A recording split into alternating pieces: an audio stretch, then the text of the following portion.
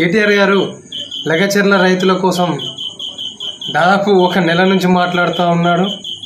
ఏం మీ గవర్నమెంట్లో రైతులకు బేడీలేసింది మర్చిపోయినావా? తెలంగాణ మహిళల పట్ల ఏ విధంగా మాట్లాడావని గుర్తులేదా? ఒకసారి నీ మాటల్లోనే ఈ వీడియోలన్నీ విందాం. ఒకసారి చూడండి తెలంగాణ ప్రజలారా మీరే. చేతులకు బేడీలు వేసి మిర్చి రైతులను కోర్టు దాకా తీసుకొచ్చిండ్రు పోలీసులు. ముగ్గురు ఆడపిల్లని ఎట్లా బతకాలంటే మీరు దేశం కోసం అన్నారా, నా కోసం అన్నారా? మనిషికో బస్సు పెట్టు, మంచిగా అంత కుటుంబం పోయి మంచిగా కుట్లు అల్లికలు అవసరమైతే బ్రేక్ డాన్సులు రికార్డింగ్ ఏం చెప్తారో వాళ్ళు చెప్తున్నారు అమ్మాయి ప్రేమ వైఫల్యం వల్ల చనిపోయిందని చెప్తున్నారు. మీరు నీ దగ్గర నేర్చుకోవాలా? నేను ఏ వయసు నువ్వు మాట్లాడే తీరు ఏం కేటీఆర్ బలుపా పోగరా? ఇలాంటి మాటలు తెలంగాణ ప్రజలపైన మాట్లాడితే తీవ్ర కఠిన చర్యలు ఉంటాయి.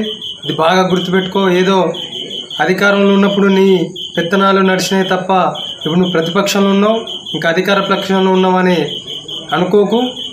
నీకు ఈ 5 ఏళ్లే కాదు, ఇంకా 15 ఏళ్ళు 20 ఏళ్ళు కూడా నువ్వు ప్రతిపక్షంలోనే ఉంటావని నేను ఈ సందర్భంగా నీకు తెలియజేస్తా ఉన్నాను.